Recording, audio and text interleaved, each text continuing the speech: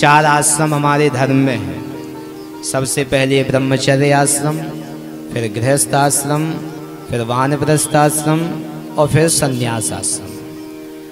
तो ब्रह्मचर्य 25 वर्षों तक रखना चाहिए और 25 से 50 तक गृहस्थ में रहना चाहिए। और 50 में जब हमारी सारी जिम्मेदारियां पूर्ण हो जाएं तो वानप्रस्थ अपनाना चाहिए।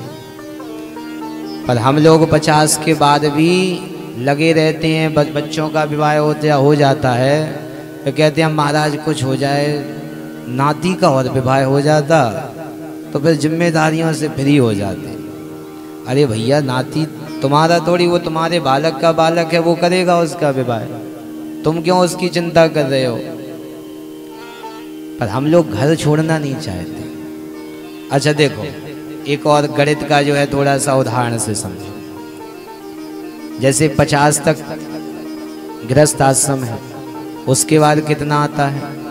बोले 51, 52 बन लग रहा है पीछे। तो उदाहरण क्या है? बोले बन, अर्थात अब बन की तरफ प्रवेश करो, क्योंकि 51 के बाद अब बन लगने लगा, अभी तक बन नहीं लग रहा था। पर हम लोग फिर भी नहीं जाते हैं और यहाँ तक बत्ती सी गिर जाती है तो डुप्लीकेट लगवा लेते हैं, और बाल सफ़ेद हो जाते हैं तो डाई करवा लेते हैं। मतलब किसी भी स्थिति से हम हार नहीं मानने वाले।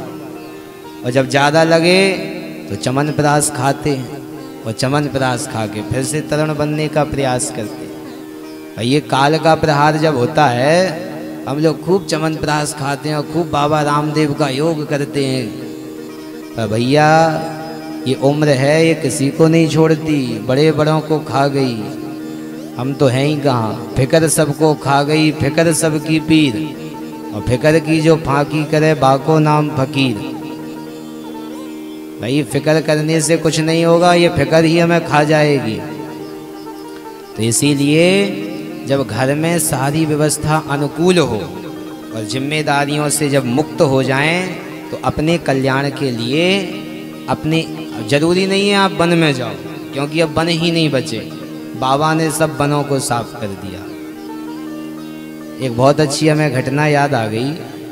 एक राज्य था और उस राज्य का एक नियम था कि 5 साल तक किसी भी व्यक्ति को राजा बना दिया जाए और 5 साल के बाद उसको वन में छोड़ दिया जाता था, जंगल में, कि भाई 5 साल के बाद अब तुम जाओ, तुम्हारी छुट्टी, अब चाहे तुम्हें सिंह खा जाए चाहे हाथी खा जाए, वो तुम्हारी इच्छा, पर तुम्हें छोड़ दिया।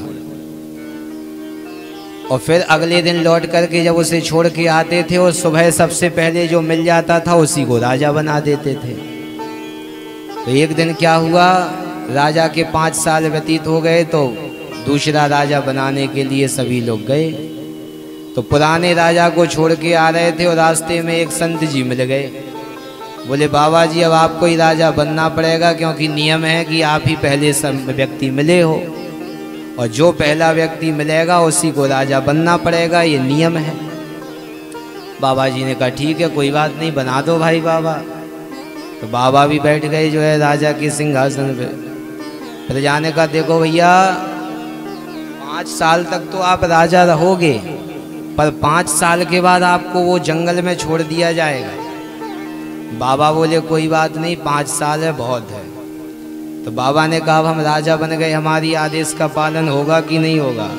बोले बिल्कुल होगा। तो क्या करो?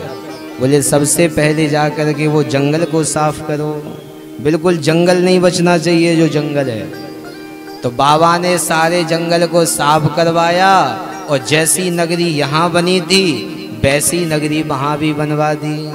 अब 5 साल बाद बाबा बोले बताओ भाई कहाँ जाना है? यहाँ जाएंगे तो भी आनंद है और वहाँ जाएंगे तो भी आनंद है। तो कहने का अभिप्राय ये है कि भैया समय रहते हम लोगों को सावधान हो जाना चाहिए। बन नहीं है तो घर को ही बन बना लो। कैसे बनाओगे घर को बन? घर में एकांत रहना सीखो। बच्चे क्या कर रहे हैं उन्हें करने दो, उनके फटे में टांग नहीं अड़ाओ। ज़्यादा टांग अड़ाओगे तो वो कहेंगे अब एक काम करो, आपकी घटिया बाहर डाले दे रहे हैं तो सारा आराम से बाहर बैठो। तो इसीलिए बच्चे बड़े हो गए हैं, जिम्मेदार हो गए हैं, उन्हें अपनी जिम्मेदारी निभाने दो। ज़्यादा उंगली करोगे तो फिर वो आप ही की उंगली करके जो है आपकी घाट बाहर डाल देंगे। तो इसीलिए जब बच्चे जिम्मेदार हो जाएं, और नीति का एक बहुत अच्छा श्लोक है, सिद्धांत है कि जब पिता की बराबरी बालक करने लगे, पिता की पादुका, बालक की पादुका पिता को आने लगे, तो बालक को पिता को समझ जाना चाहिए कि अब बालक बराबरी का हो गया, तो फिर उसे बालक नहीं मित्र बना लो, उससे आपका जीवन आसानी से कट जाएगा।